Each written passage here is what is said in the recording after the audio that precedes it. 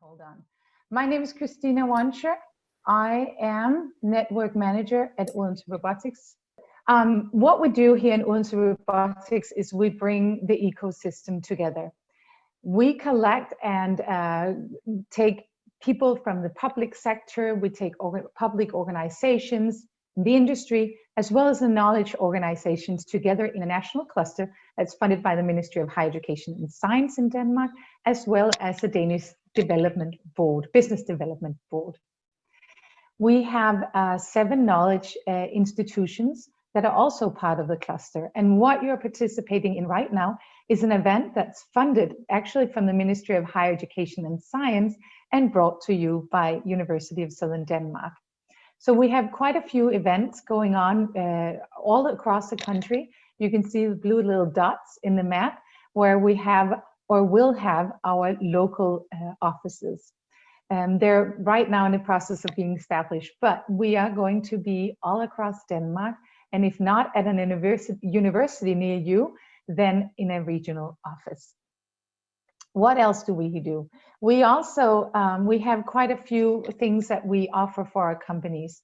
So for the startups, we have a startup hub located right in Odense, and here businesses can get help to develop their solution, build the business. We also work very much with innovation, and we help the industry to boost the product and technology development through different projects. And I'm giving you a few examples of this afterwards. We're also looking into how can we help the Danish industry for global growth. We need to look outside of Denmark for our markets, so we look at global growth. In addition to this, we establish networks that are either focused in a particular area, for example, HR, or for CEOs of robotic companies, or it could be a network about green transition in the robotics and drone industry. Our aim is also to become visible all across Denmark, all across the world. We're here to help the robotic drone companies to grow through innovation and through the different networks and events we have. I think someone else is talking a long way, but I hope you can still hear me. So if people can unmute their microphone. Yeah, just a second, we will get it. Sorry about that. Oh, that's okay. I think that the person would appreciate too if we can. I will do a hard mute. And now, Christina, I just need you to unmute, please. I have unmuted. Great. I've unmuted. Okay, so moving on, right now we've just established 3 new collaboration projects that the private companies and organizations in Denmark are more than welcome to join and participate in. If you're from a foreign country and you still want to hear more, do not hesitate, but reach out to me. So one of the things that we have is enabling technologies for multi-robot systems. That's led by a Danish Technological Institute. Then we also have a project that focuses on swans of autonomous systems. That's led by Force Technology together with DTU. And last but not least, we have a project about safe human-robot interaction. And this is ascertained and led by SDU together with Aarhus University. So our network is building a bridge between the knowledge institutions in Denmark and to give that knowledge to the companies and industry in robotics and drones field. Hold on, there we go. So be part of the journey, join the cluster. I can't say it even more specific. It's absolutely free to subscribe to our newsletter. We'll get the latest news. Follow us on LinkedIn and do become a member. It is a screening process, but it is free. Unless you want some particular services, it might cost you. But all that we can go into a dialogue with if you want to join the Olenso Robotics cluster. I have even prepared one more slide. So I have a little film for you that will be put on, and it will be actually made within the time I have been told I should end exactly by 4. So we'll give the great presenters time to present today. But from Olenso Robotics, I welcome you today to join us in building a better robot nation. Can you put on the film? Thank you. Robotics, automation and drones have huge potential. to add value to markets worldwide. Olenso Robotics is Denmark's national cluster for robotics and drones. We help companies across the country develop new products and technologies and drive growth. Creating successful startups, developing new products and technologies, making companies more competitive globally. We bind the ecosystem together, connecting companies with leading researchers. Join us and participate in projects and events. Access technical knowledge and industry insights. Secure funding for new development. Meet partners, customers and peers in Denmark and internationally. Make your mark by putting your company in the spotlight. Join us and realize your potential. Let's accelerate innovation and growth together.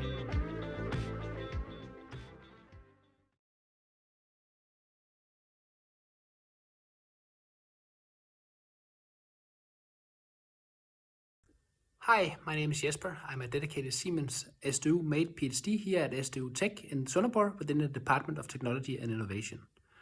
My research focus is upon adaptive automation driven by simulation and digital twin. And for this event here, I would like to show you a bit about virtual commissioning and how you can develop and test machines before they are physically built. I hope that this will be able to inspire you to get started on a digital journey. Okay, see you soon. Hi. So my name is Jesper. I'm a made PhD here at SDU in Sonneborg, sponsored by Siemens. So that means that most of what I'm doing is also somehow related to Siemens in some way or the other, using simulation software and as well components from them. What I'll be talking with you about today is about how you can design your machine, build them and test them virtually. But before I go into that, I was asked just to present a little bit about SDU in Sonneborg and what we do here in terms of simulation. So if we take simulation roughly, then we can group it into 5 different categories. We have something that focuses on product, machine, process, plant, and as well control. Within these fields, we can find almost all of our simulation, at least also in Sonneborg. We are very well distributed within this field, and we can see here we have some simulations that focuses on plant and all the way down to automation. And in between there, we have machines, processes, and as well finite component element analysis. Here at SDU in Sonneborg, I have just listed some of the different things we are looking into.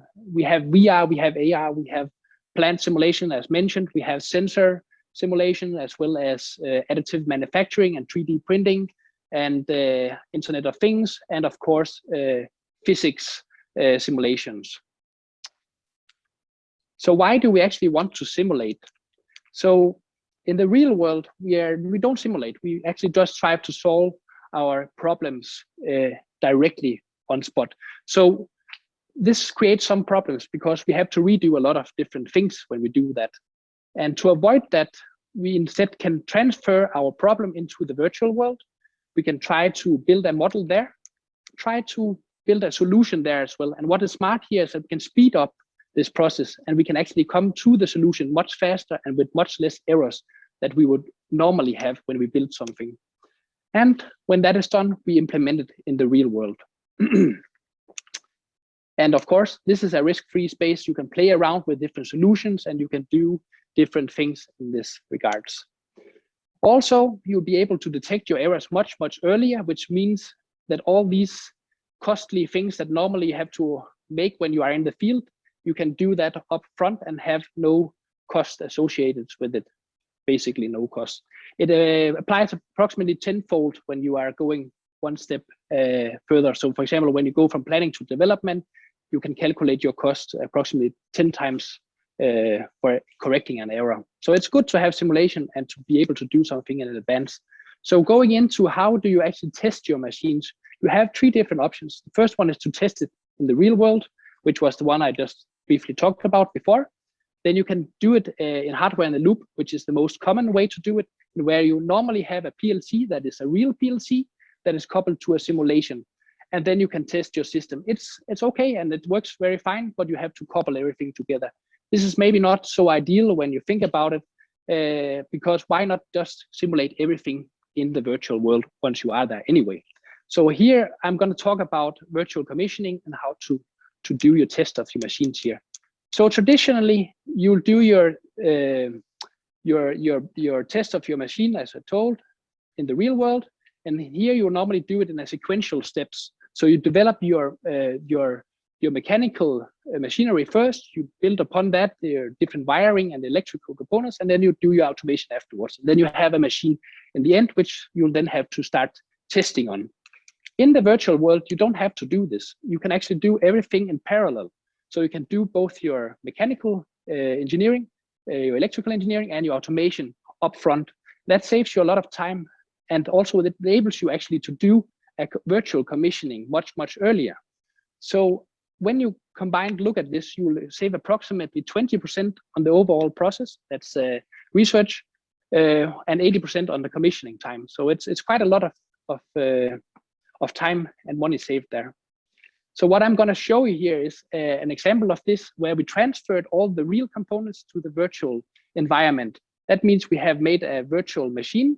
We have transferred our control cabinet to the virtual world as well. Here we call it SIMET. We transfer our PLC to a virtual PLC, and as well our HMI to the virtual counterpart. Side by side, we can have a rough look here at it. It's basically looks somehow the same, just that we have the virtual counterpart on the right-hand side. What have been added here is the SIMET program, which is a program that organizes the signals. So that means that the signals are coming in the right order. Otherwise, we'll have our simulation running faster, for example, or slower than our code.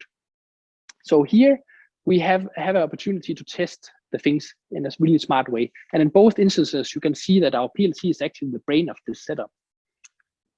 So how does it actually work? Well, so SIMET, it slows down or speeds up different processes so that they are aligned, as you can see on the right-hand side.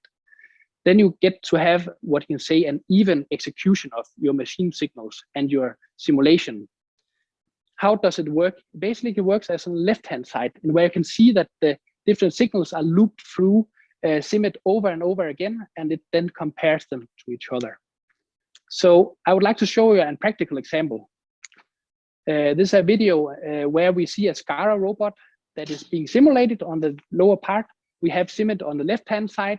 On the top part, we have TIA, which is our code program, or where we put our PLC code, and we have our virtual PLC in the middle and TIA HMI in the right-hand side. Going into the MCD simulation world, we can here see the SCARA robot is sorting different items whenever the laser is being it detects an item and puts it in this place. Okay, that's quite simple. But on top of that, we have our signals, which is running over and over in loops, making sure that the things are done in the right way. So an if statement is basically running. Left-hand side, we can see all our different components, all our different collision bodies, rigid bodies, and as well frictions can be adjusted, and all the different properties that relates to speed and so on. All of this is built on our CAD components, which we also see here listed here. It can come from SolidWorks or other places as well. These signals are then combined into SIMET, as we can see here on the left bottom side here. We have our MCD signals coming in, our SIMET, our PLC signals coming in as well, and it's organized here so that they're running as they should. Zooming in on SIMET, we can then see here the different things, and we can see one thing here is a bit logic. We are able to turn on and off different things. We can also make a Profi drive setup in where we can ramp up and ramp down our motors, and we can test if we have a live signal through here as well. Furthermore, we have the possibility to do unit conversions, which this also includes, and we can make linear and rotary conversions as well.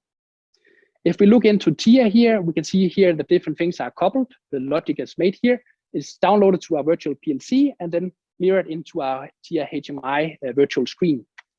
And looking into our physics engine here, we can see we can even provoke different errors here because we have a physics engine behind it. We can also force through signals from TIA and, for example, force more items to come, and then in that way actually try to make errors in advance. So this was a practical example showing you how it looks like. And now I'm going to show you what I'm actually doing at Velux, in where I'm doing all my tests actually. So this is a practical case in where I have built a packaging machine, quite simple actually. It's a packaging where they put their products, it's folded, and then it's glued and coming out the other end. So quite simple actually, but it's very good to illustrate actually how it works. Notice here also that there's no person here, and the reason that there's no person involved in this operation is because we are primarily focusing on the mechanical and electrical setup of this machine.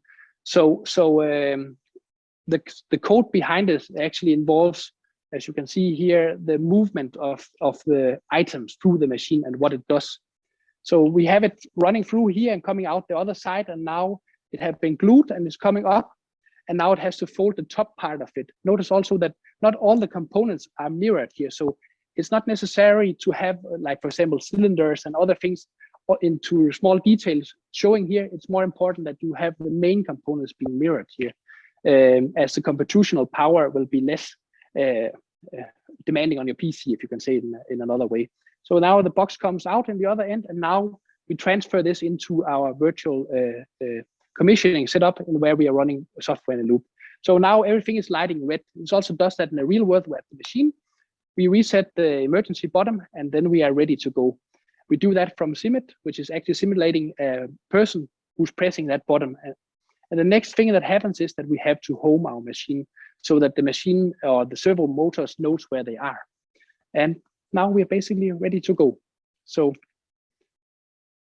now, Claes, do you have any questions? It appears that there's one question actually so far, and that's I can see that's from Anne Deacon. Anne, you have a question for Jesper? Go ahead. Yeah, hi Jesper, and Hi. thank you for an interesting presentation. It was short and fast, as you said, but great. I just have a question. Do it has to be Siemens, or could other types of components and software be used too?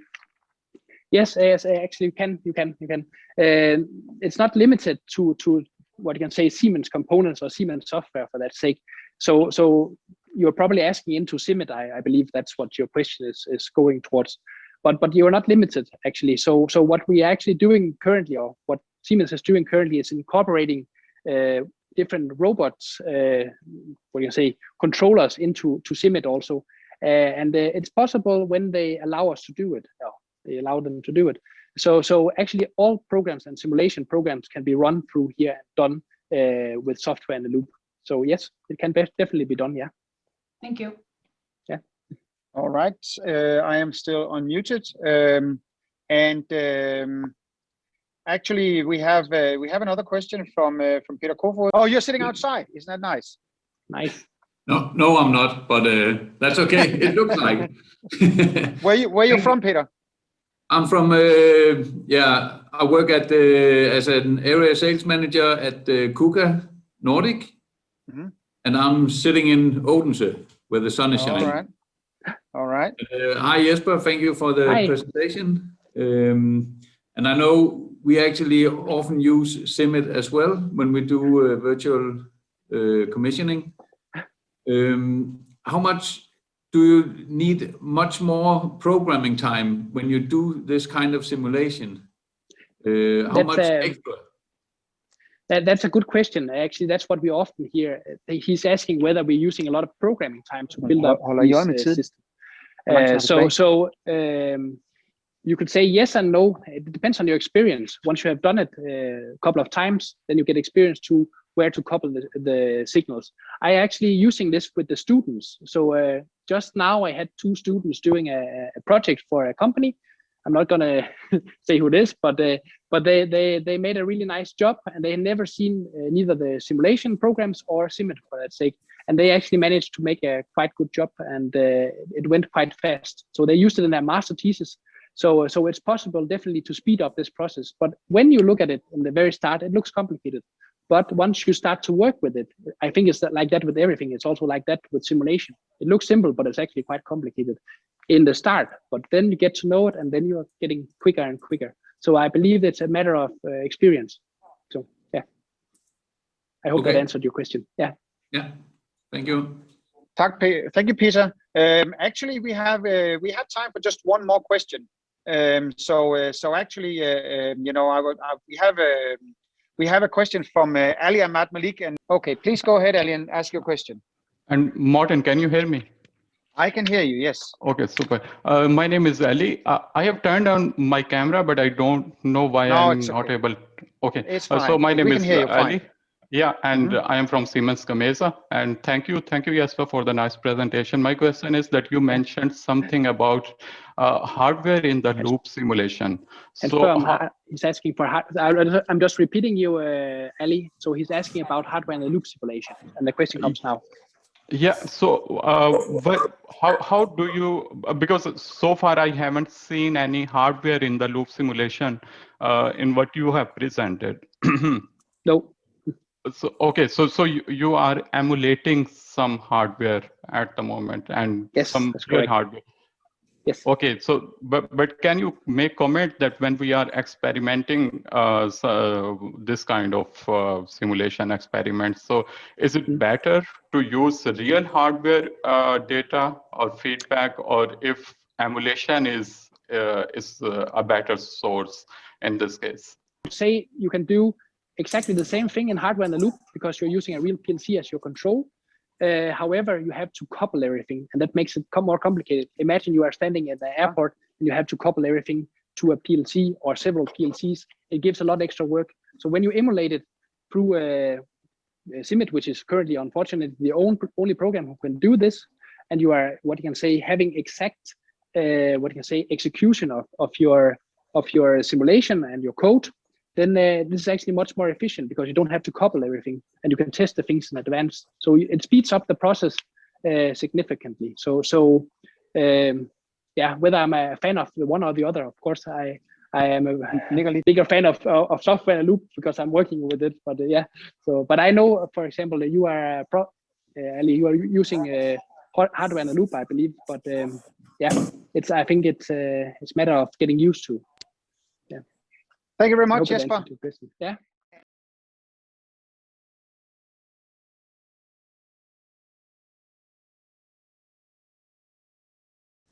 Hello everyone, I'm Daniel, and I'm a PhD student at the Center for Energy Informatics. I'll be presenting at the Curious Today Partner Tomorrow event, which is held on the 21st of April. Through my research, I'll be showing you how you can use simulation for achieving a greener and more sustainable production with minimum impact on your current workflow. So if you're curious and want to hear about the opportunities, please sign up. I hope to see you there. Till then, take care. Bye. So, as already mentioned, I'm Daniel, and I'll be talking to you about how you can unlock energy flexibility potentials in industrial facilities through production flow simulation. So I think we all know the backstory here.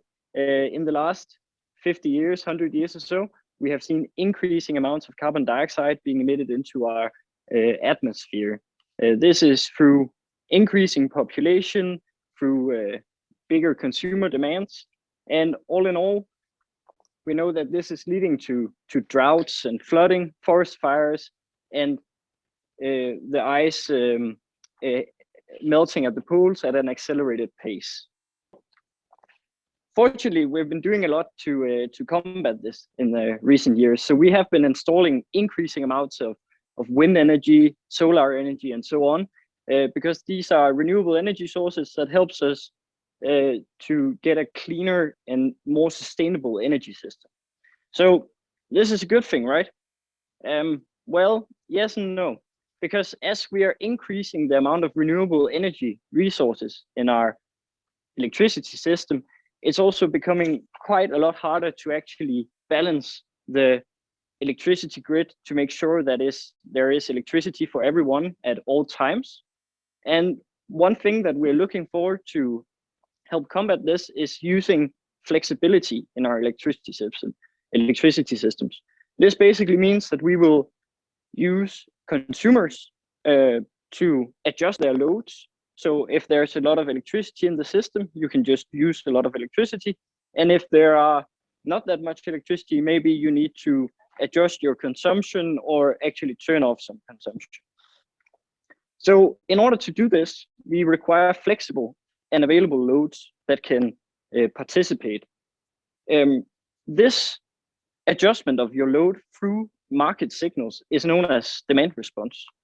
Demand response was evaluated by the International Energy Agency in 2020, and here they compare demand response, how much is needed in order to get in for the goal at 2050. And here we could actually see that a lot more efforts were needed in order to have enough flexibility in our electricity system to have enough renewable energy in our future electricity system. So I think to make this a little more clear, when you have varying amounts of renewable energy in your electricity system, you will also have different prices. So you as a industry or a producer, you should ask yourself, would you like to produce at a peak of electricity price, or would you rather produce at a very cheap hour? I can ask the same with carbon dioxide emissions. Would you rather produce here where there's a lot of carbon dioxide in the system, or would you rather produce here where there's almost nothing? I think the answer is quite obvious to everyone. Of course, we want to produce in hours where there is almost no carbon dioxide in the system and there's a cheap electricity price. However, there's a problem, because as I'm talking about this flexibility in industrial facilities, we're talking about turning on or adjusting loads within our industrial facilities. And boiling this down, I think most industrial facilities can actually just be boiled down to a set of processes. So we'll have a number of processes that all have some time and capacity constraints. The processes will have a product coming in. This product will have some deadline and quality measurement it must adhere to. And in any production facility, there will be a flow of products through these processes. So the problem that, of course, can occur is that, okay, we say that process 2 is a very expensive process. So we choose to use some energy flexibility. We adjust our load. We might turn this off. But at the same time, we have the product from process 1 that is ready to go into process 2. So we suddenly have bottlenecks within our system. Same thing can happen, that we choose to adjust the load of our process, but the deadline of our product was today. So there's a delay. And of course, that will probably end up costing more money compared to what you saved in doing the energy flexibility in the first place. So what is the solution to do anything about this? It's a digital twin. So a digital twin is basically a super realistic model where we incorporate data and learning capabilities. It's a safe environment. This is a bit like what Jesper just talked about. It's a safe environment for testing new production strategies. So basically we can try out different strategies within our production in a virtual environment. So we're not risking any processes or products. And of course, a digital twin also relies on artificial intelligence, where we can optimize the production strategies. And we can do this under a number of constraints, for example, to minimize the bottlenecks within the system. So let's look at some examples of these digital twins. One of the early cases that we did was for a brewery. And here, where they produce beer, we have fermentation tanks where there is heat developed. We need to cool the fermentation tanks. And of course, we want to cool the fermentation tanks at the hours where the electricity price is the cheapest. But of course, we also want our beer to be good at the end. So we don't want any quality failure of the beer. And we actually saw that it was possible to adjust the load of these fermentation tanks because they were just running on a constant power cycle. So we could actually make this flexible. We also did this for the control of a cooling facility for a slaughterhouse. Here we did a simulation for the production flow where meat is introduced into the system and is stored in a storage area. After the meat is stored in the storage area, it will be moved on to the rest of the processes for further processing. Here, the goal was to find savings within the storage facility, so how we could ensure some variability within the cooling load while the meat wouldn't spoil. So of course we needed to keep the temperature at a certain point. And here you can see from the simulation how it looks. So it gives quite a nice overview of how the product flow can happen within the facility. The last area that we have looked into is industrial greenhouse facilities. These are these huge compartments with artificial light and carbon dioxide within them. So they'll help the plants grow fast so we can all get them in the supermarket. So of course we want the artificial light to turn on in cheap hours, and we want it to turn off in more expensive hours. At the same time, the more we shine the light on these plants, the faster they'll grow, and if we do not put any light on them, they will die. So we need to come up with an optimal solution that actually do not produce any bottlenecks within the system, but also makes the cheapest possible production price for the facility. And here you can see how the tables are accumulating on the conveyors. And then you might be thinking, but Daniel, I don't own a brewery, I don't own a greenhouse, and I don't have an industrial slaughterhouse facility. Well, that's fine, because we developed this as a digital twin framework. So basically, we have developed the building blocks to adjust the simulation so it's ready to produce digital twins for basically any production process. And we can adapt this framework for future changes. So it's easy if you, for example, let's say you're a brewery and you get a new fermentation tank, that's no problem because that's easily adaptable within the framework. And I think it's, it's very sexy because it's value creation that supports the renewable energy transition while helping the world of tomorrow. So thank you everyone very much for your attention. If you would like to know more, you can visit the Center for Energy Informatics. You are very welcome to connect with me, and I'll be happy to answer any questions.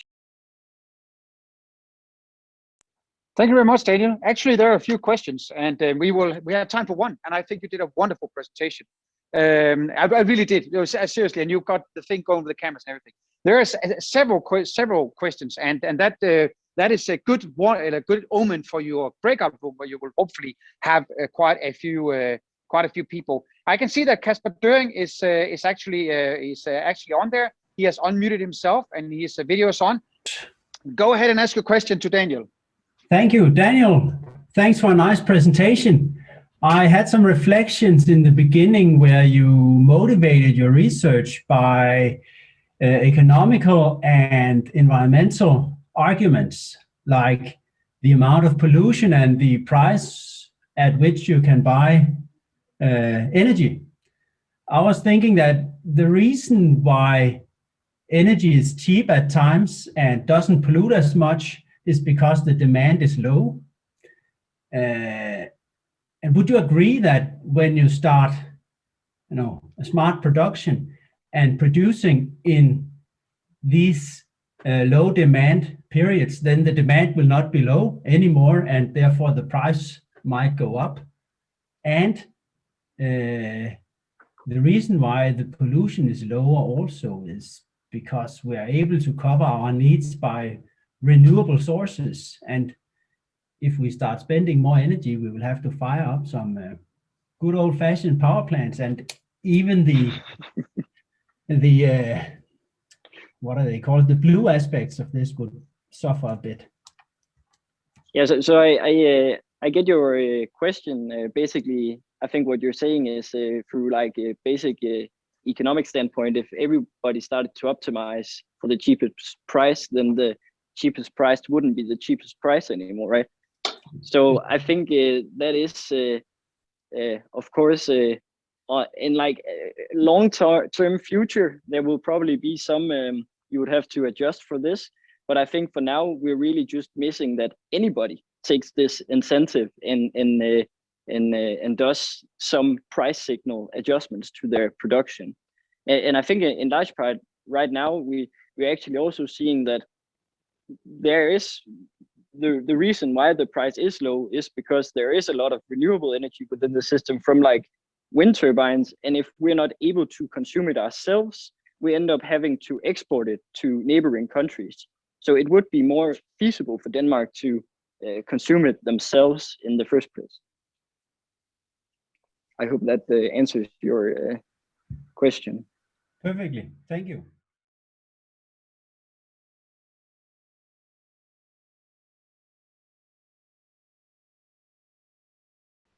Hi, my name is Joel Sanderson and I'm an assistant professor at SDU Mechanical Engineering.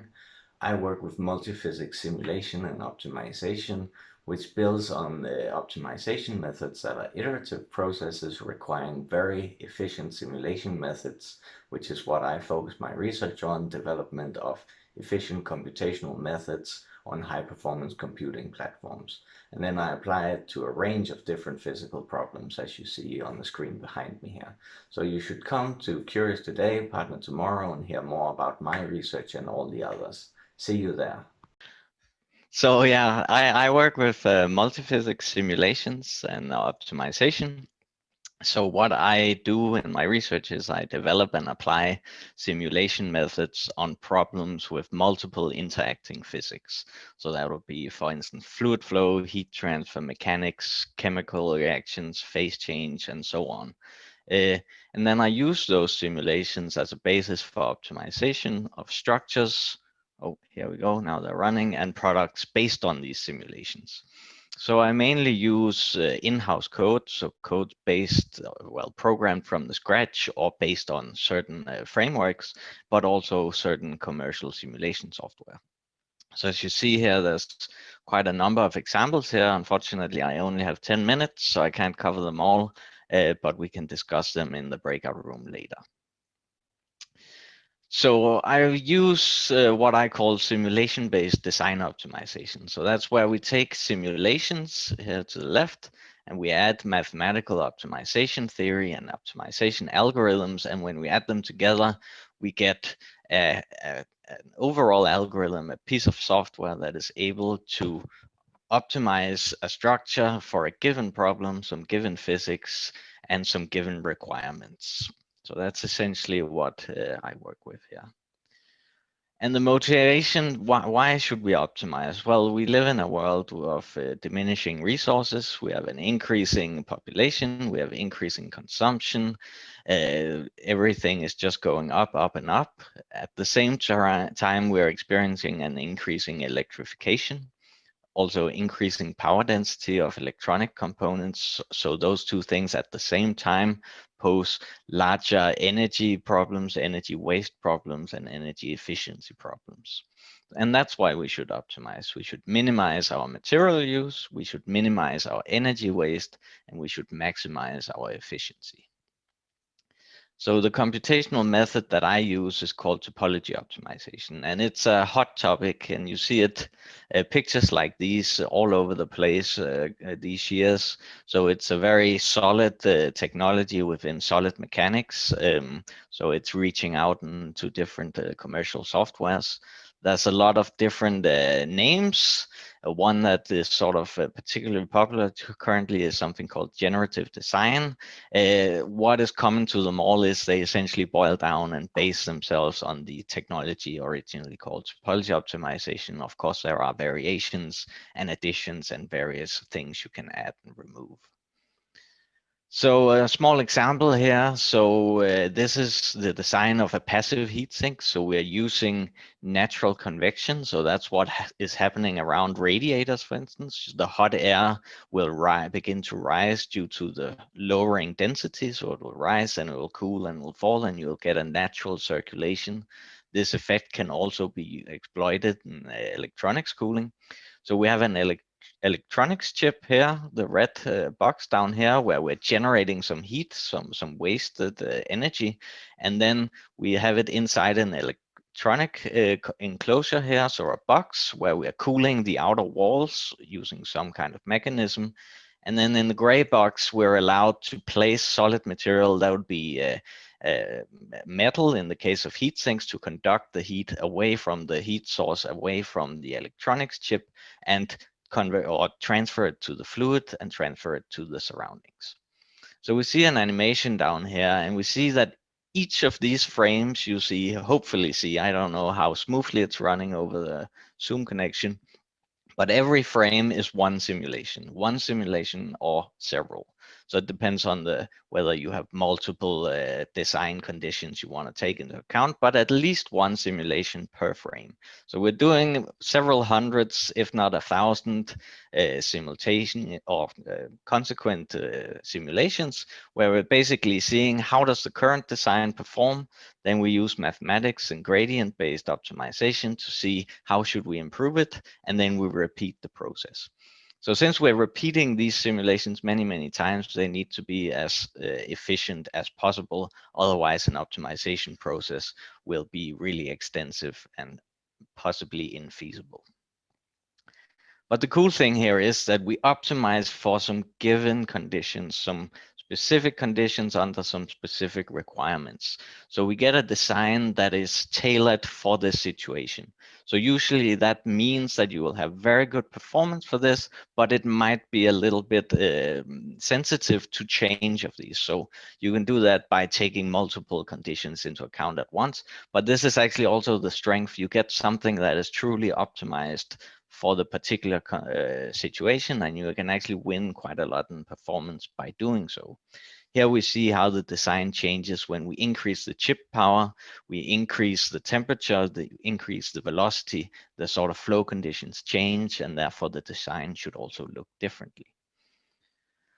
We then applied this to an industrial problem. It's still passive cooling, but now it's for LED lamps, these kinds of spot lamps here, where we have an LED package of a relatively high power, and we need to cool this.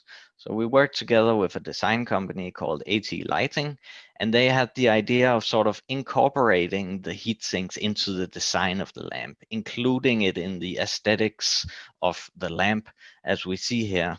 And they wanted to go with passive coolers because you could imagine if this was to be used in a theater, you don't really want a noisy fan cooling your projector. So we wanted to be passively cooled by these natural convection currents. They were also very fond of these lattice type of structures, partly because they're self-supportive for additive manufacturing, and also because they have a very high surface area. But as I'm about to show you, surface area is not everything here in this case. So we used our software on this problem. Here we see 3 different designs optimized for some slightly different requirements or design conditions. I could talk for hours about each one, but I'll just say that you can see one common feature here is that the middle is empty. So we have this empty cavity in the center, and it's not a dense structure like these lattice structures. And that's for several reasons. Again, I could talk about that a lot more. But so these simulations, let me just go back here. So the simulations we use to drive the design process, we generate a design using simulations, using physics. But we can also use the simulations afterwards to go in and then explore why are these designs actually performing well? Why should they look like this compared to, for instance, these lattices here? And the cool thing about simulations is, of course, you can go in and you can see things that might not be easily measured in the lab. But it should be said, we did measure this in the lab and it performed pretty awesome. But as most of you probably also know, additive manufacturing in metal is really, really expensive still, unfortunately. So we went on to explore investment casting. And the investment casting is where you essentially make a model of your geometry. So here we use additive manufacturing to generate this geometry in a wax-like resin material. And then we make a mold around it. We can melt out this resin, and then we can pour in our liquid metal, cast our structures, and we actually get very, very high quality, and we still have this very high degree of flexibility that we get from additive manufacturing. And this we can sort of put into this, I just learned this concept the other day, metal casting 4.0. So kind of updating the design for casting process. And we're looking into whether we can make some simplified casting models that we can help integrate into the topology optimization process in order to generate some structures that are optimized for casting. Another important part of my work is trying to make this a little bit more applicable to an industrial point of view. So right now we're using supercomputers for this. So these LED cooler examples, they took about 2 to 5 days using a small to medium sized supercomputer. And of course, not everybody has this luxury of using these computers. So we kind of want to make it a little bit easier to solve. And we want to go towards, so this is like the gold standard, and that'll be out in the future, perhaps not as fast as we observe right here. But maybe during a workday, you can see how your design changes during the process. You might be able to change some design conditions, or you can leave it running overnight and you'll come in and you'll have an optimized design. We recently published this as a simplified flow model that sort of reduced the computational work. So we went from 9 hours on 500 cores to slight increase to 13 hours, but now only on 40 cores, which sort of is a high-end workstation that is within the reach of sort of medium companies. And now we also have all these cloud computing platforms coming out where you can rent what you need for when you need it. And this is becoming a little more interesting for an industrial point of view. Joe, we're a little pressed for time, so I don't have a lot, so I just want to mention we can also use it for heat exchanger design, which is of course very, very important for recovery of waste heat and so on. The next frontier is time-dependent problems where things are becoming really complicated. Simulations begin to take sometimes days. So if we want to do optimization around that, it'll be infeasible. Again, simplified models and high-performance computing is the way to go. I believe here are some references, but I don't think you care about those. So here are some pretty pictures. And that was it. Yeah, I love it, Joe. And now we know where the picture that we actually used for the invitation came from. I didn't know. I just put it there because it was pretty, but it's actually a heat exchange. Yes. You know, Joe, there is some very interesting people out there that would like to ask you just 1 or 2 questions.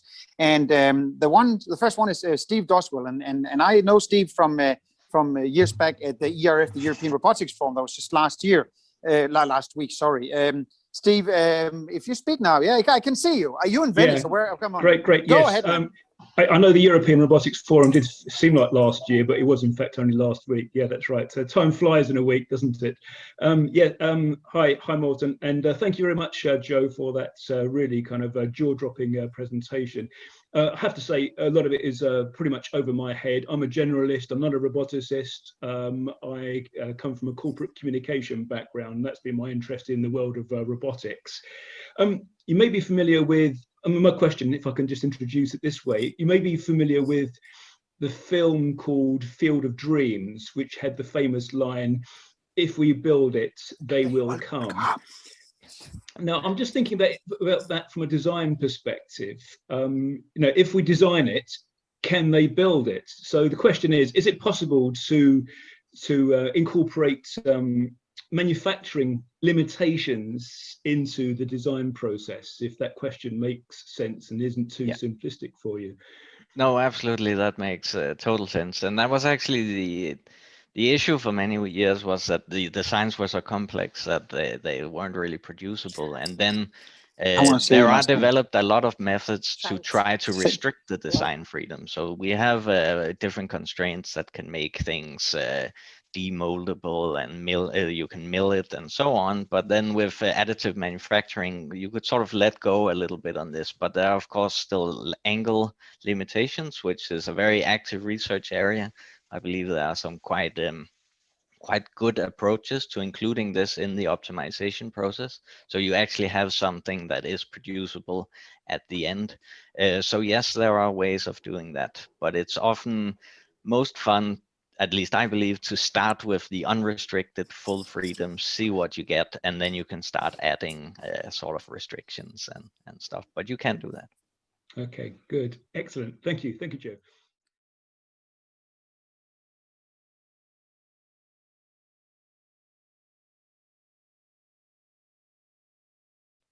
Hi, I'm Sanya Lazarowa Munnar. I'm a professor in computer science with SDU software engineering, and I'm leading the research group in modeling, simulation, and data analytics. We are researching new ways of how we can automate the processes of modeling and simulation to benefit from the data that is being collected from cyber physical systems. And you can hear more about this in our presentation in Curious Today, Partner Tomorrow. We are very much looking forward to seeing you there. Thank you. So, hi everyone. I'm Sanya Lazarowa Munnar. I give a small intro. I'm a professor of computer science, as Morten has already introduced me. I'm also sitting on the board of directors of the Society for Modeling and Simulation International, and I'm quite involved in IEEE, also as an interim chair of IEEE Denmark at the moment, and a vice chair of IEEE Denmark Women in Engineering. And I'm leading the research group in modeling, simulation, and data analytics.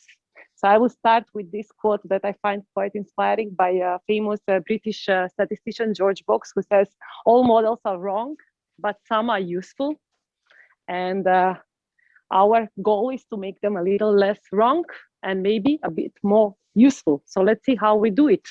First of all, I would like to introduce my research group, which is part of the Maersk Mc-Kinney Møller Institute within the department within the Faculty of Engineering. And besides me, we have Parisa Nilofar, who is a postdoctoral researcher, Drisya, who is Alex Tumba, who is a postdoctoral researcher as well, and Jonas Friedrich, who is going to continue and discuss about his PhD project today, and he's a PhD student in the group. These are some of the key areas that we are working in. So modeling and simulation, data-driven simulation modeling, data analytics, decision support systems, artificial intelligence, reliability analysis, fault event detection, cyber physical systems. So if you have anything interesting, we would like to hear from you. And our big drive in the research is data as a game changer. So what has changed the game? Simulation models so far have been developed using a lot of manpower. Actually, most of them are manually developed. And the problem is that as soon as they are developed, well, very quickly afterwards, they become obsolete because systems evolve, systems change, and data helps us in capturing the true systems behavior. So this has actually offered new opportunities for building simulation models based on data. So our vision is from a real system to be able to derive a simulation model which can then be updated basically as and reflect the changes that happen in the real system, which can then be used to derive some decisions about improving the real system. So one of our case studies and one of our projects is doing data-driven reliability analysis in smart factories, which is a project that is based in this very lab, Industry 4.0 lab in the Maersk Institute. And that's Jonas Friedrich's project. And he's going to talk about it now. In Olenso since August last year, and started working on my PhD project entitled Data-Driven Assessment of Reliability for Cyber-Physical Production Systems. So what is reliability assessment? It basically tells us the likelihood of whether a system or machine or anything is functioning for a specific period of time. And there are several ways of assessing reliability, several modeling techniques. We see some examples here: fault trees, reliability block diagrams. We also use Petri nets, Markov models, and the like. And what so far, these models have been mostly built based on expert knowledge. I hear a echo. Yeah, it's gone. So the goal now is to actually reduce the effort of these experts and use the data we can generate in modern production facilities to build these reliability models. So when we look at our production system, we can basically distinguish here between 3 different kinds of data we can extract that are relevant for reliability assessment: state data, event data, condition monitoring data. State data basically tells us about the up and down times of our system. The event data captures the beginning and ending of activities in our system. And condition monitoring data refers to, you can imagine, sensor data of pressure sensors, humidity sensors, or even image sensors that monitor the condition of the asset in our system. And based on this condition monitoring data, we also would need to do some event detection, first using some machine learning to extract some faults and failure events that are relevant for reliability modeling. And the goal is to integrate all these data into what we call here event log, which is not something like a single table. You can imagine that it could be like a database-like structure where we have multiple tables. As this data we see here, condition monitoring data, event data, state data, is quite heterogeneous. However, the only thing they all have together is that they're in a time series format.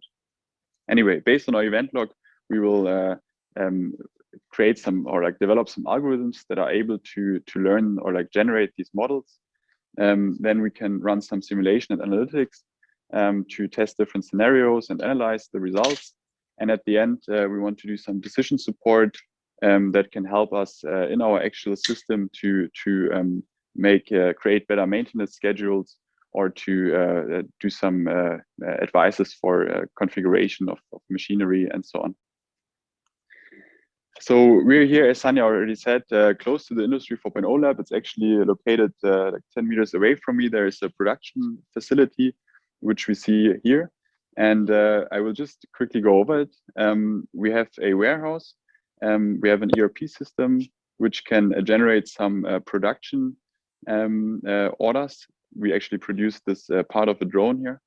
And then between the warehouse and the assembly track, we have a mobile robot transporting parts. And at our assembly track, we have 2 production cells that perform some production steps. So a very simple idea of what we can do already now, what is also the state of the art, is that we can derive patrinets from event logs. An event log we see here on the left side basically consists of a timestamp, then an entity or an asset, and an event. So these events are basically produced by our assets. Let's say warehouse 1 prepares the material, or our assembly track transports some material to the production cell 1, and so on. And then there are already some a lot of algorithms that can be gathered under the term process mining that have been developed that help us to retrieve process models like we see here on the right. So now I want to show you what's already possible with a simple scenario. Let's just think about a facility that has just 1 production cell. And we want to now generate, purely based on event data, the patrinet we see here on the bottom. So this is a very sequential and, let's say, easy production line, and also patrinet. But yeah, let's start simple. On the top, we see now a simulation that generates events, or like that basically simulates the production run of these parts. And on the bottom, we see now how our patrinet is being generated based on the events flowing into the system, or being produced by the system. And yeah, we see our algorithm is capable on detecting the right patrinet after some time. And as this is a quite simple example, let's have a look now at a more sophisticated example.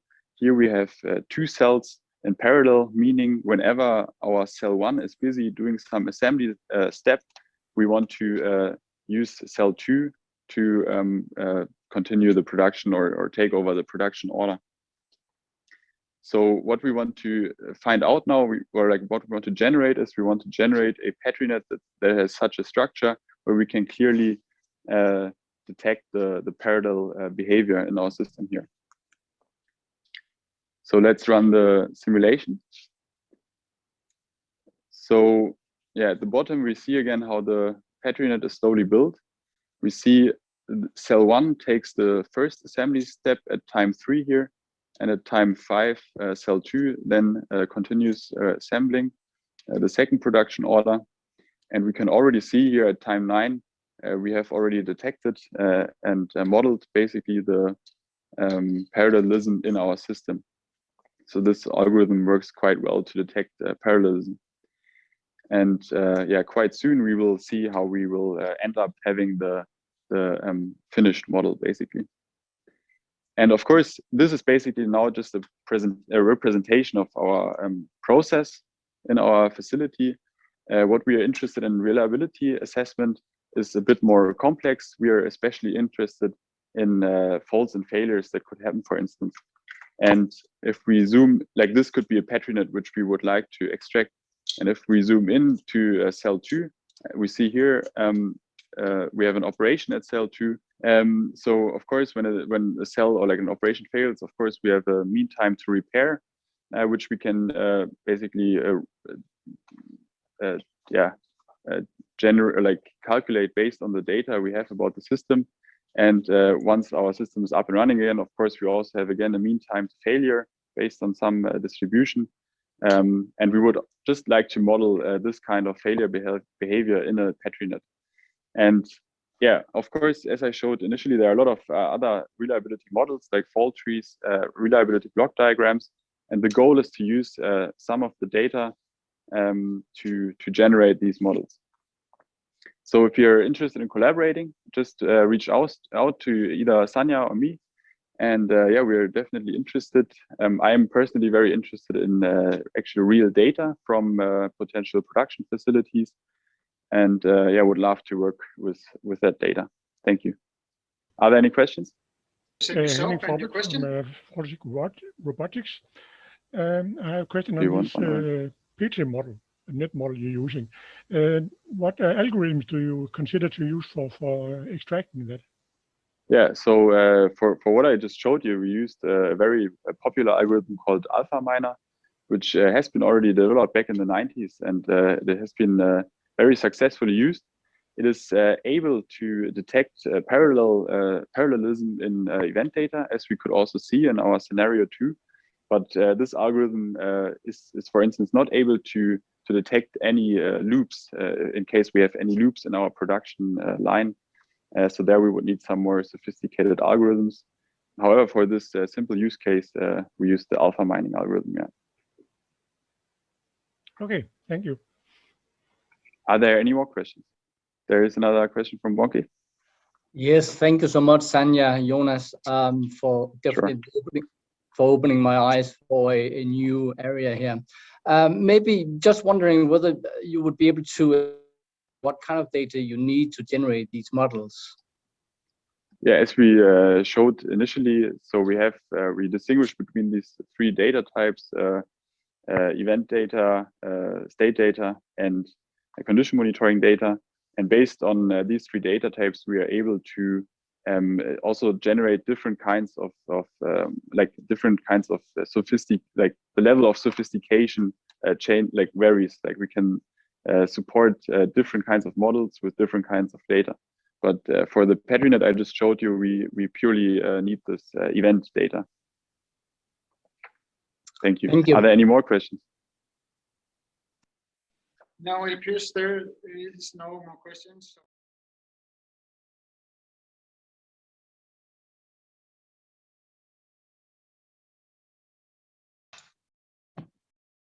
Hi, I'm Christian Schletter. I'm a professor here at SDU Robotics, and like many of us, I'm also working from home at the moment. In this situation, it helps a lot to have simulation, for example, of large robotic systems like the one in the background, in order to continue working on the systems, on the algorithms, and so on. So I'm very much excited to be invited to be a speaker at the Curious Today Partners Tomorrow event on the 21st of April. And well, come around, have a look at what we have to offer here at SDU regarding simulation. See you around. Okay, so I'm going to talk about yet another type of simulation. Actually, you could say that what we have seen from Sanya and Jonas is about the process. and the different steps in a sequence in a complex system. And as far as robots are involved, and if this is about automation, then we need another type of simulation, which is 3D simulation. So we are working with 3D models, 3D simulation, in order to, well, build robotic systems, virtual robotic systems that we then use in order to control the physical system. This concept, today we would probably call it digital twins. Of course, it wasn't called digital twins at that point in time. Here on the screen, you see actually my first digital twin, so to speak, that I developed in my master thesis. So on the left-hand side, we see a virtual setup that is similar to the physical system. It's quite complex for that time. We have two manipulators, both mounted on rails, and they are supposed to work on a rack. What we already see, we have this virtual replica on the left-hand side, and there's a yellow shadow that we can see. This is already taking in data from the physical system, something that is also quite common today with digital twins. But what we could do with this, it looks a bit like from the X-Files, but it was taken from a VHS cassette in 2002. What we could do with this system is to simulate processes like the sequence here. So this two-handed operation of taking out drawers, of putting in drawers, handling some experiments on the rack here. This was something that we could simulate first, then flip the switch in order to carry it out for real. At that point in time, we focused on robot simulation and robot control working together and being connected by Ethernet communication. That was quite a revolution in 2000 still, because it was not around in the industry. Today, it's quite common also in the industry. Since then, we added several new methods, workflows, and tools. So this is also what we are working with today. We see sensor simulation, for example, and we will also show examples of that. Virtual reality, database technologies, multi-agent system control. This is the methods that we added to the basic approach that we started with in the early 2000s. In order to yield, for example, or to tackle use cases like the one that we look at here. This is an actual use case where we work together with Lego in MADE, in the Manufacturing Academy of Denmark. What we are looking at is a 3D scenario with two robots and an injection mold from Lego. This injection mold today is assembled, disassembled manually. It takes quite a lot of time. It's also not easy to handle. This is 150 kilos, and it's the smallest one they have at Lego. So we are talking about 3D models, 3D simulation, in order to look into the, let's say, problem and the challenges of doing this with the robots in space and time. And this is exactly what we use 3D simulation for. Also, the math in 3D simulation is quite similar to what we use in robotics. Now, let's start in the I4O lab. So actually, this is a shot from just behind the screen. What we see now, this is our VR corner here, exactly just behind the screen, where we then take the very same scenario into VR, virtual reality, and this is then the view of the worker.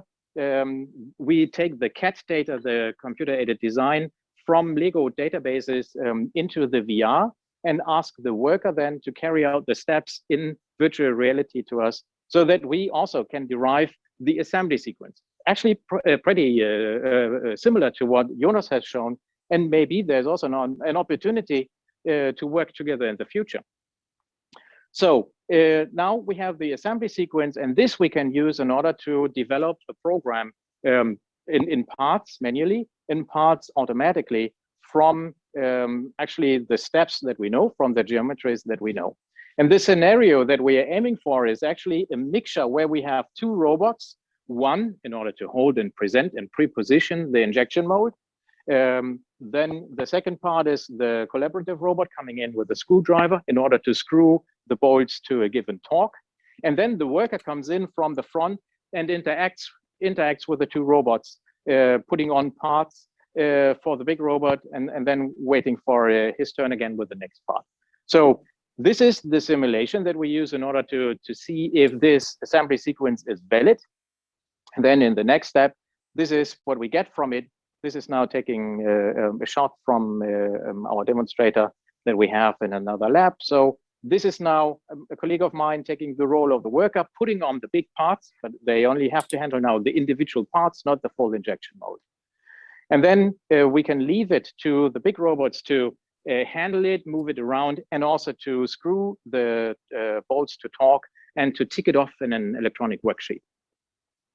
This is pretty much what we use 3D models and 3D simulation for today.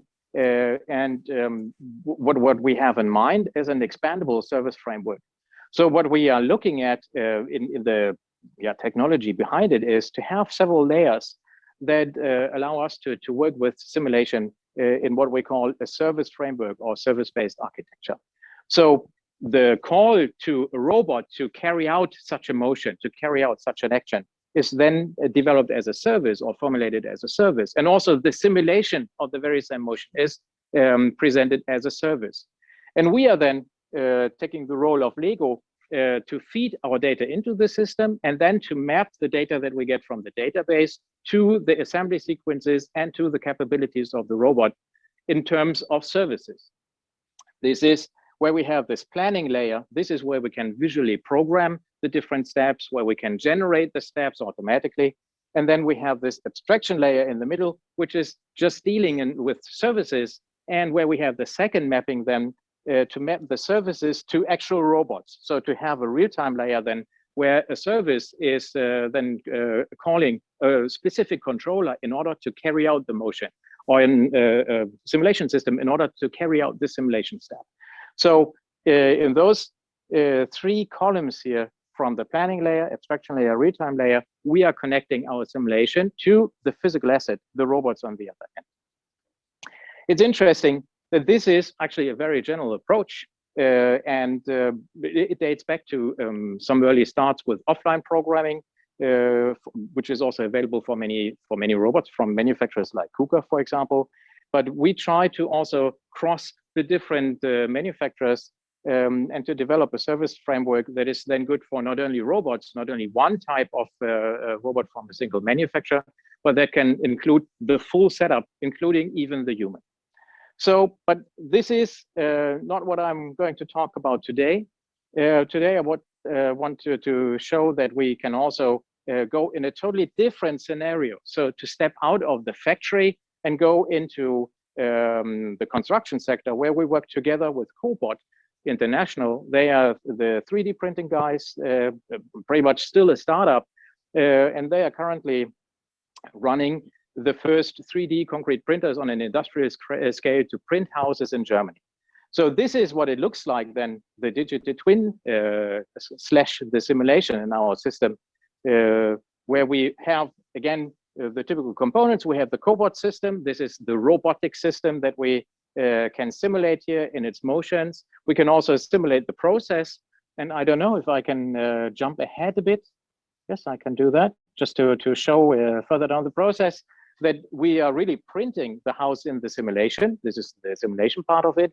And what is interesting here, we can also use the very same digital twin then to connect again to the physical system and also control the Cobot system from within our simulation.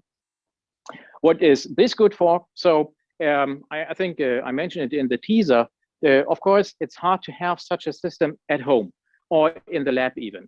And in times where we can see that we have a lot of home office, such a simulation system allows us to have several people working on different projects in a very safe environment, dry environment as well. We don't have to go out to the construction site in order to at least have the first programming steps and validation steps being carried out in simulation first, always with the knowledge that if we have something that is good, we can flip the switch and actually also control the physical system from it. Another thing that it's good for is, of course, the analysis of the print. So this is what we are going to print then in the end in this simulation. We are taking in the original code that also is accepted by the Cobot system itself. And we can analyze the print and, for example, say, well, it comes in 564 layers. This is the number of times the printer has to go around. And the estimated print time is, I don't know, 163,000 seconds, roughly 45 hours. And this is only if everything goes right. we can also go into the details. We can go into each of the different segments here. For example, a layer. This is one turn of the robot around the building. This takes about 400 seconds, and we can talk about its position, also its dimensions, just from the simulation. And we can also build the sections again up from the printing as if we print, but in simulation. And this then gives us walls that we can use for analyzing the different aspects of the building after the print. And we get the same numbers where it's located, the dimensions of the walls, and the print time. This is something that we get from the simulation of the actual process. Also more complex corners, like for example this column in the corner here. So what we aim for is to develop a methodology. This means to have tools, workflows, concepts that we can use over and over again in order to come up with such a development in a systematic manner. And if it comes to robotic systems and services, like the system from Cobot or the system for Lego, the support robot system for the injection mold assembly, actually, conventionally, we always have the same steps, right? At first, we talk about the requirements for such a system. Then we have some development of the hardware, maybe partially in parallel, we start to program the software. Then we have some dedicated simulation steps, validation steps in order to see if our programs and the hardware development work together. Then we have already people coming around, marketing, training, operation of the workers or operators who are supposed to work with it. Then we may be implemented on a target hardware or in a target environment. And then at the end, before we have rough estimations, but in the end, we know what the system is going to cost for real. And in our methodology, we try to map this, the requirement analysis. This is still true, still valid, but many of the steps that we see in the conventional development, we actually want to map to the digital twin so that the hardware development, software development can start in a virtual environment based on simulations first, so that we have something that is already connected to the hardware to some extent, but maybe sometimes it's also called hardware in the loop or software in the loop, so that we have a mix of the hardware parts already maybe laying out on the table, and then pulling it together in an integrated system, the digital twin. And then in the end, if we want to send it to a specific target hardware or target scenario, then we use the simulation-based control, actually dating back to the ideas of the early 2000s, to flip this switch and to run the program that we have seen in the simulation, but based on the services then on our target hardware. Yes, and then the cost estimation is also something that we can develop based on the digital twin as well, and maybe more accurate earlier in the process. Well, that's it from my side. Are there any questions? The first question is actually from Peter Højer. Peter, are you there? Go ahead and ask your question to Christian. Okay, perfect. Yeah, Christian, thanks for a brilliant presentation, first of all, and also to Morten for this very good event. I represent Schneider Electric and Aveva. And being the most sustainable company in the world, we have a dedicated vision to help our clients being more productive in the industry. And in one of the pillars in being this is, of course, with the simulation and also with the digital twin. But the thing is, Christian, when I speak to my customer clients, I normally have a difference between digital twin and also the simulation. Is it the same, or where do you see the difference? Thanks. I think that's a really important question, right? So in particular today, where we see that those distinctions are blurred a bit, but I would draw the line here. A simulation is targeting a specific aspect, like, for example, the process as we have seen it in the presentation before, or a physical effect like a sensor simulation of a laser scanner, or the motion of a robot. So this is one aspect of the whole thing, and then digital twin makes use maybe of simulations in order to connect it to physical hardware. So to plan a new motion with a robot without collisions, this would then call different simulation steps or different types of simulators: a kinematic simulation, collision simulation, dynamic simulation. But the digital twin, this is actually something that is closely connected to the physical hardware, and that allows us to experiment with the asset as if we have the real physical thing behind it. Also to read in the status and to control it from within the digital twin. So Christian, I have a follow-up question. Yeah, so sure. If you have a real production site and you have insights from this production, can you feed that to a digital twin and see how these two is combined, or see the difference between the digital twin and the real world? Yeah, definitely. But I think it was mentioned by Sanya just before the presentation, before by Jonas. It's today still hugely or mainly a manual process, right? So what our starting point often is the specs and the geometries of the pieces of automated hardware we have to deal with. By now, we have built up a library of those parts. So that it's easier to just take something that we already have. Like, for example, we have UR robots, we have KUKA robots. We just take it and include it as a model element in our simulations. But then sometimes we have scenarios where we come across something new processes or new geometries. And I think it will also be something then in the next presentation coming from Mess. I think he is going to talk about this, how we can walk around and make those geometries, for example, just based on some equipment that we bring to the site in order to have the geometry as a starting point for something more active or interactive. But yes, it's possible. Perfect. Thank you, Peter. We just have time for just one more question, and before we move on, and the question is from Morten Olstrup. I can see Morten, you should be able to ask a question now. Yeah, thank you, Morten, and thank you, Christian, for the presentation. I represent Destination Fyn, where we are attracting various things to the island. Among those things, also conferences, events, and we are therefore regularly working together with Morten and Christian and their team at the SDU. Yeah. So, Christian, this is not so much a technical question, but more practical. With the current situation in the world, COVID, how is that actually impacting the work? Is it a big hindrance for what you are working with or doing? Because of course you have a lot of work going on in the lab and behind the screen, but surely it must put a hindrance on some of it. Yeah, Morten, that's an excellent question, because actually it's not an obstacle, not at all. We currently see a lot of interest in simulation due to this, due to the situation. Due to the COVID situation, we see that there is a new interest in robotics and automation in order to also gain some of the manufacturing and bring it back to Denmark, for example, right? So we see a lot of interest in having more robotics and automation around. At the same time, we are not really allowed to come together and work on it together. So we have to prepare as many steps as possible in simulation or any other virtual environment.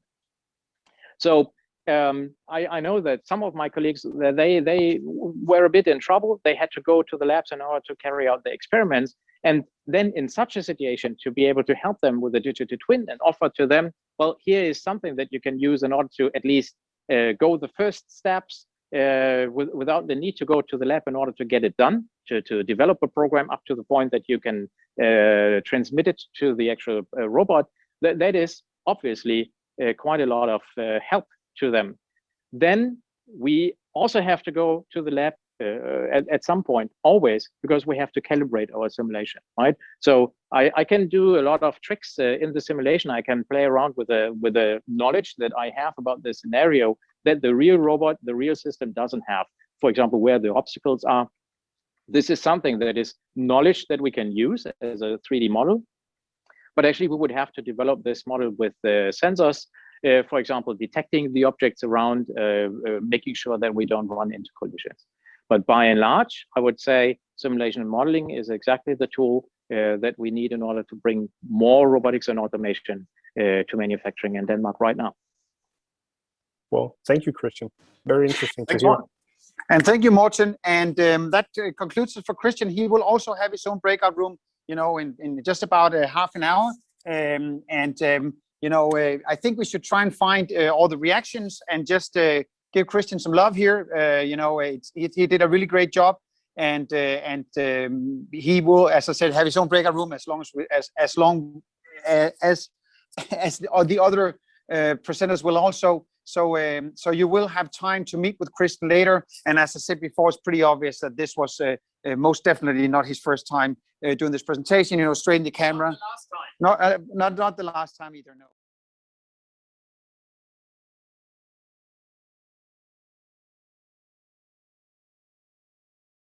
So now we have the two spotlighted cameras, and I will try to move between both of them. They're not. I cannot use this one over here. I think I can be spotlighting both places.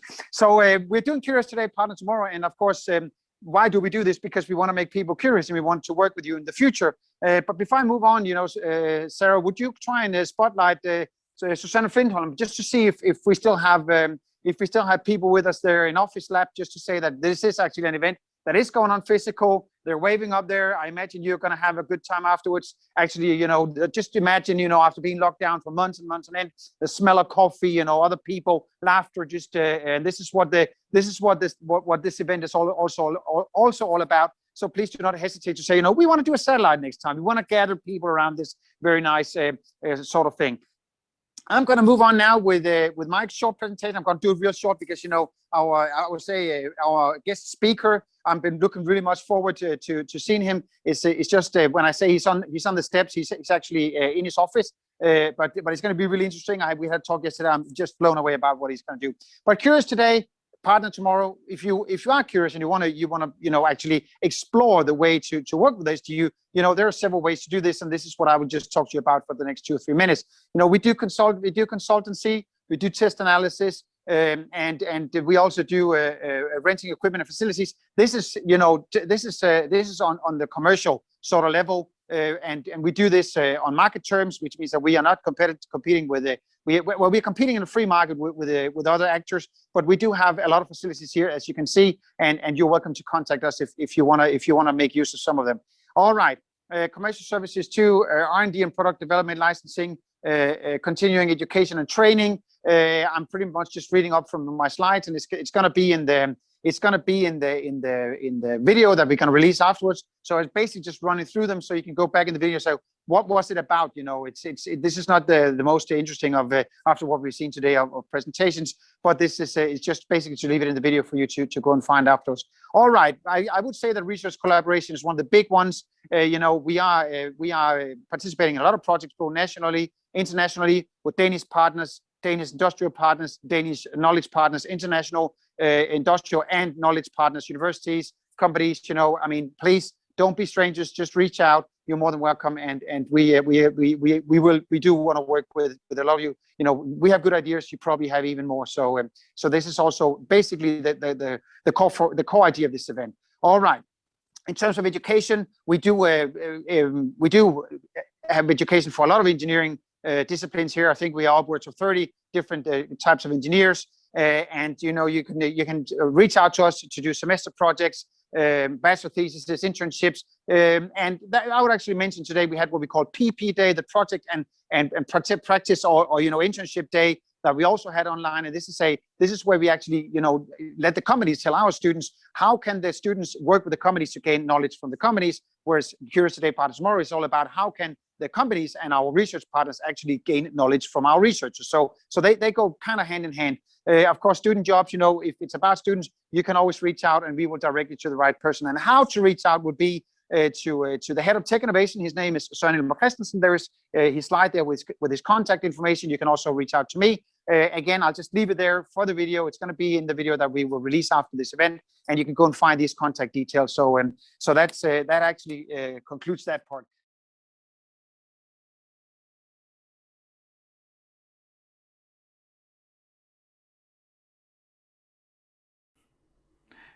Hello, my name is Mads Troelsgaard. I'm CEO and partner of Unity Studios, and I'll be presenting at the event Curious Today, Partner Tomorrow, where I'll be talking about how to create a digital twin within an hour with Synergy XR.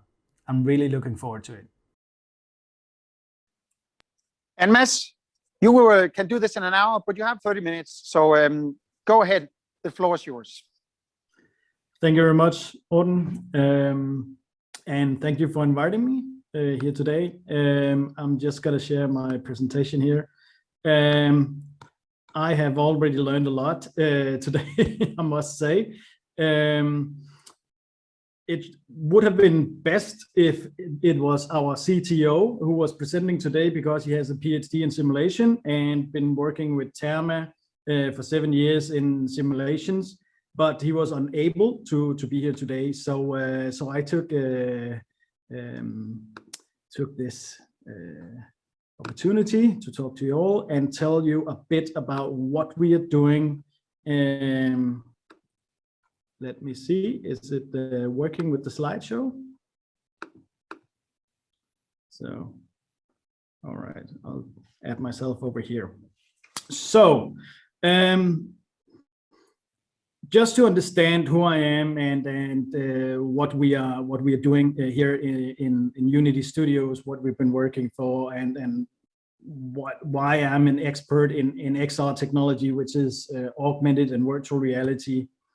So I'm just gonna jump into this slide. We've been working 13 years. We were initiated by the founders of Unity Technologies back in 2008 as a company to develop with Unity full developments and consultancies as well. Since then, we have been working for a variety of different companies, and many of them is also participating today. There's at least people from many of the companies I saw on the list. And the last 6 years, we only been doing augmented and virtual reality applications tailor-made for many of these companies. Our first virtual reality application within training of maritime employees was back in 2010. So that was 2 years before Oculus went on Kickstarter with their virtual reality headset. Our first augmented reality application was in 2011. But I think what is most interesting is that in 2017, we gathered a lot of these different companies because we have, of course, have NDAs with all of them, but we gathered them and together so they could open up internally in some networking groups and to hear what they were doing individually in each company. And we kind of draw out a platform, a common need among those totally different industries, but a need for creating applications within augmented and virtual reality by themselves. So we started developing this platform in 2018 and 19 and released it last year. So I'm just going to tell you where we are today with this platform and then we just got a InnoBooster a month ago for connecting this platform to real-time data, so we will be able to create at least a one-way digital twin within an hour. But I'm going to dive into that, and I'm also going to do live demonstration, so I hope this will work when I jump over to my mobile phone within a couple of minutes. Just to make you understand what it is that we have created, I'm just going to shift the slideshow here because I have some videos in it. So I'm just going to open up here and share this one.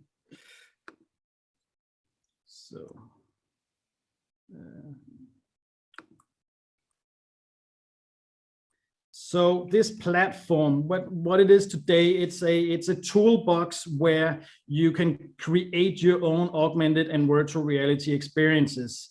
And the platforms that we have connected to this is for now PC, but we're looking into Mac as well.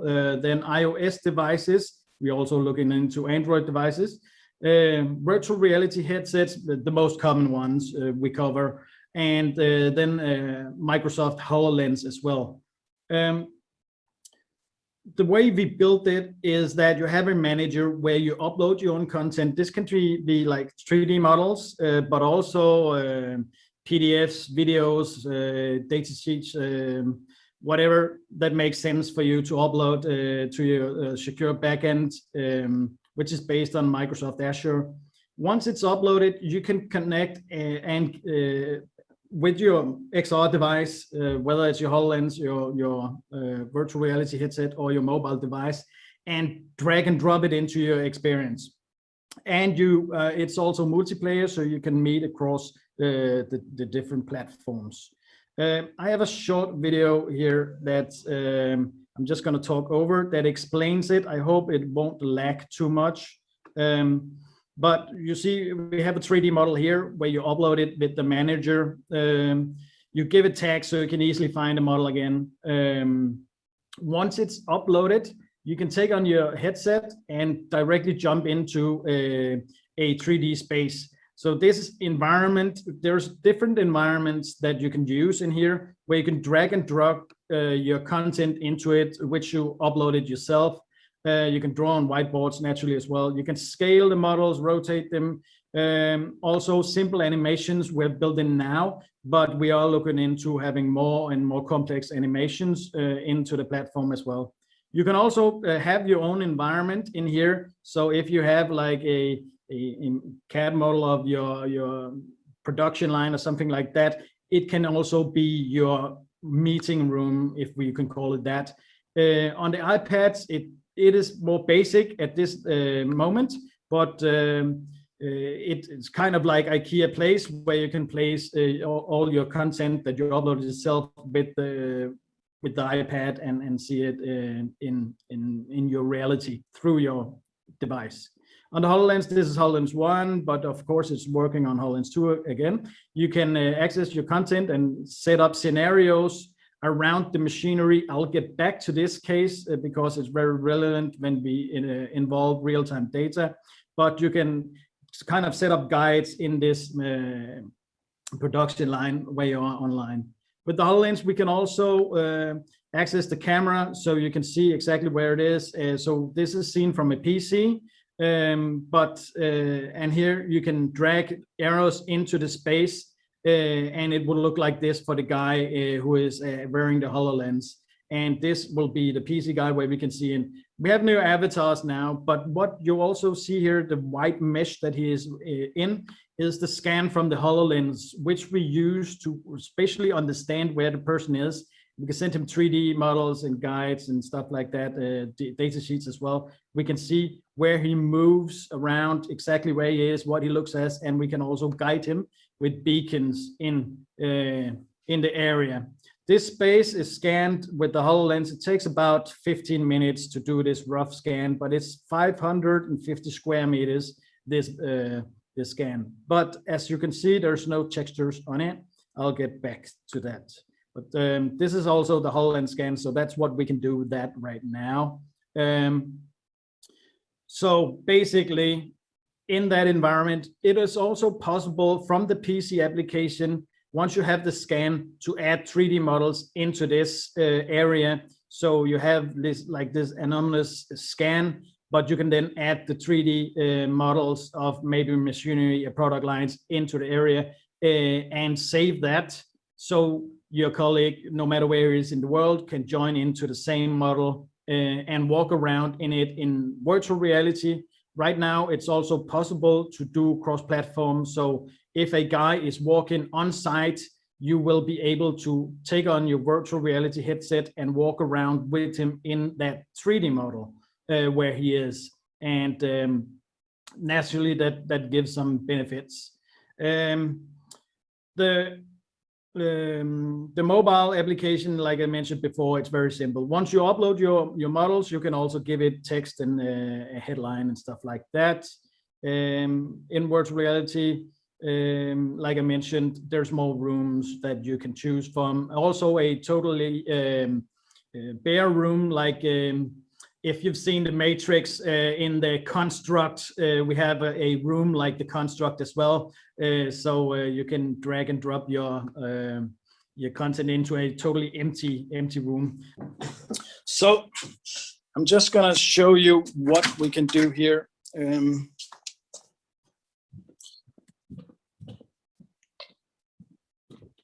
I hope you all can hear me as well. So I'm just going to go in here to our technician's room. This is always, by the way, shiny. And out here, I can start scanning this area.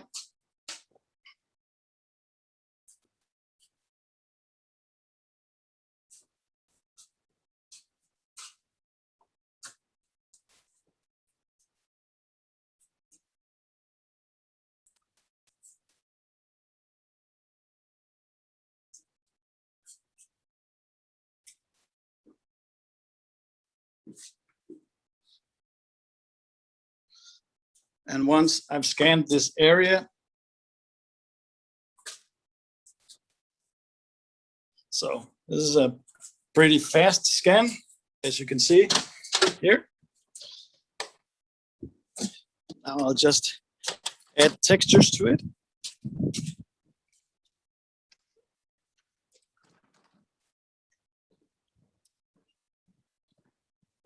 So here you see like a very fast, rough 3D model of my scan. Then I can export it as a GLB file here to my OneDrive. Here we go. OneDrive, archives, scans to Synergy. I can upload it in here.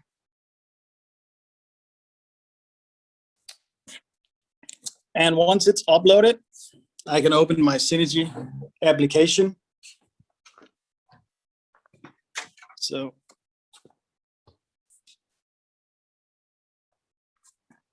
and in here, I can add it. So the scan I did before, now, boom, I can place it here and I can walk around in it and see the scan as I just did.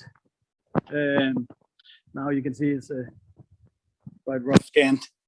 I can also scale it so I can actually get it down here. And once we get the mobile platform on later this year, then like I showed in the video, if we had a guy walking around out there with a HoloLens, I would be able to see him walk around in this model and see exactly what he looks at. So this is a way of getting those models in very fast. So Jacob, if you take over the screen again, then I'll jump over to virtual reality and see what we can do exactly in here. So basically now I just jumped into virtual reality. So this is a scene, but it can be like the white one as well. In here, I can add the model again that I just scanned. I'm just gonna find it. It's DU. So I find it in some tags and I'm gonna place it in here. So we're just gonna load it and it's quite large. So I'm just gonna put it down here.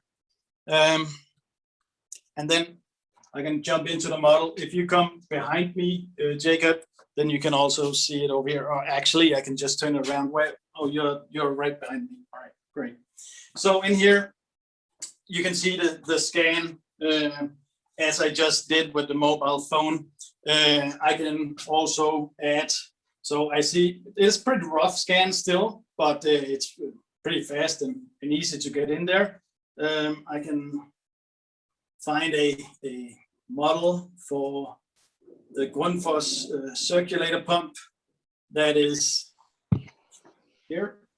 I hope you can see it. Are you behind me, Jacob? Yes, you are. We can totally see it. So this is the circulator pump that's in there. Actually, I think it's an Alpha 2 pump that we have installed in there, and this is Alpha 3 as I remember. But anyway, I can drag and drop these in here, and then I can also save the whole setup. Basically, this is what we can do today with this technology that we built. So now we just need real-time data and bring that into the solution, but also for the real-time place out there. So I'm just going to jump back to the presentation and leave virtual reality here. Jacob, if you can release the screen again. I don't feel like it, but there you go. Pardon? I don't feel like releasing the screen, but the floor is all yours, Mads. I'll jump back to the presentation again, because then we just received this InnoBooster for looking in, getting real-time data into this model that you've just seen. So basically what we got the InnoBooster for is first improve the scans. As you could see, the scan was pretty rough. So what we're working on right now is improving these scans. It's the new iPhone that I use, the new iPhone 12 Pro. It has a LiDAR sensor in it. Like the Hololens, it also has the depth sensor in it.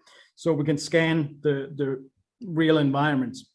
And then we are, of course, looking into making the texture, the color information, the pictures even better than you also saw. It was still pretty rough. And looking into semantic maps as well, so we can detect floor or walls, etc. And once we're parallel building this, and the other part is connecting to real-time data, so we can collect data maybe from PLCs and machinery, etc., and get that into a system where we can structure the data and make a rule engine as well. So maybe we can, when there's warnings for the machinery, and also learn to make that become smarter, and create APIs for our XR applications, and in this case naturally Synergy to be part of that process. I have a short video here, and I'm just going to, it showcases that we've done it together with Grundfos. I'm just going to jump into it here. So this water treatment plant, the worker can take on the HoloLens and go out in the factory floor, plant floor, where the pumps are installed, and access that data and see how they perform right away, right now. And naturally, that whole graph framework is also something that needs to be available in Synergy. Yeah, so that's pretty much what we have and what we are looking into over the next year. And I know when we have the data available, so it's a one-way digital twin. So it's not like we can from in here from maybe a virtual model adjust the stuff, the components or the models out there. But basically that's what I wanted to show you guys, what we've been working on, and it's as easy as you saw. There's no cheating. It's really just scan, get it in there, drag and drop it in without no programming. Naturally, the hard stuff comes when we need to access the real-time data, because we found out that there's not many that do it exactly the same way. So there's no real like general tools yet for getting that data in. So this will definitely be some of the things that we'll look into. Right now, we have made the data where we have drawn data from Azure IoT Hub, but there's many ways to solve this, which we are looking into. Thank you very much, Mads. That was a really interesting presentation, and just to see what can be done in the future. And I know there's actually at least one question, and we have spoken to him before. It's Peter Kofod, but Peter, go ahead and unmute yourself and ask your question to Mads, please. Yeah, hi Mads. Great presentation. Thanks. Really an eye-opener for old industry guy like me. My question is, you talk about the real-time data integration, and my guess is that if you can do that, you will be pretty much first mover. Can you tell you a little about where you are in the development with this? Yes, we are actually pretty far with the scan and improved scan and getting that directly into the application.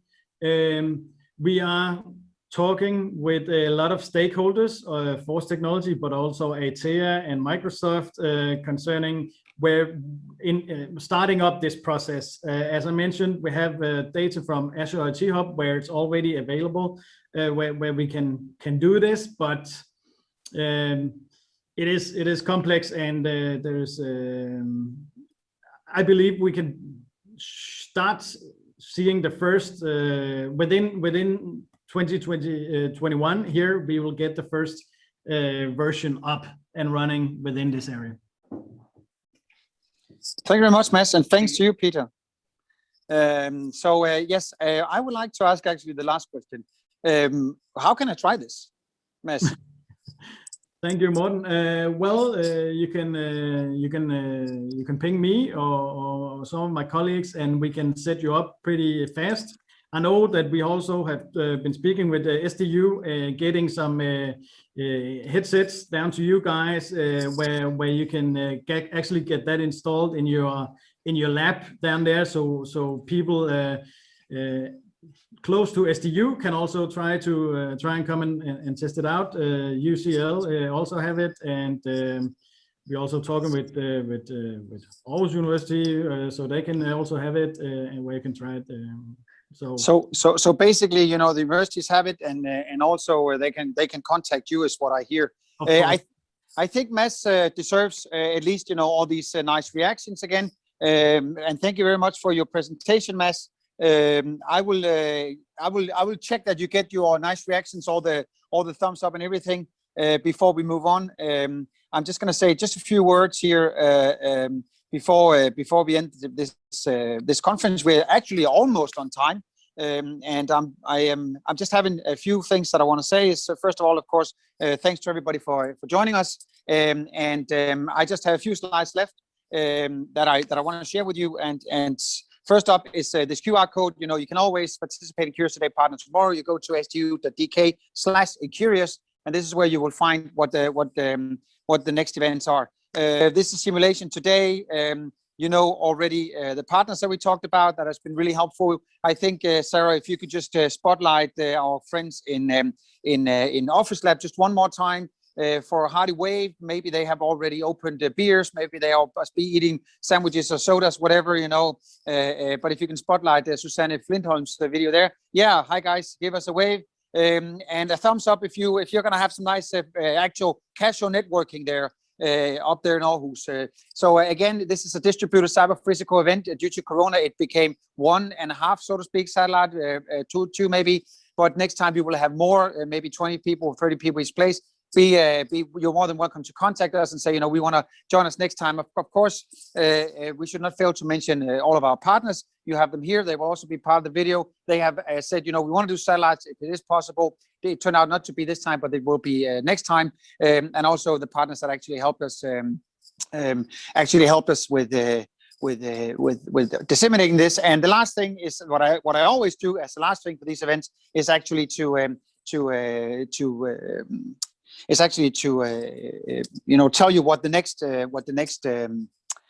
topic will be. But and if you just go down to the other crew, I think what actually is deserved is to have a video of the crew, and they are actually right there. Do you spotlight yourself? Everybody, you know, down there, just give a wave. I think you've done a really nice job.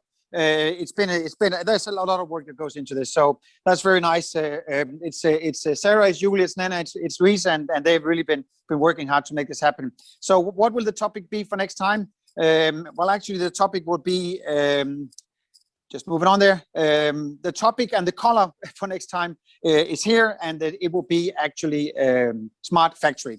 So so already now you can go to sdu.dk/curious, and you can go to smart factory. What we will do is we will open the breakout rooms in a minute, and all the audience can actually go freely into the breakout room they want to join and just speak to the presenters, you know, make agreements or ask about the research, whatever. When you feel like it, you can basically just drop out of the meeting, and that sort of concludes it from here. So Sarah, please open the breakout rooms, and thank you from SDU and Odense.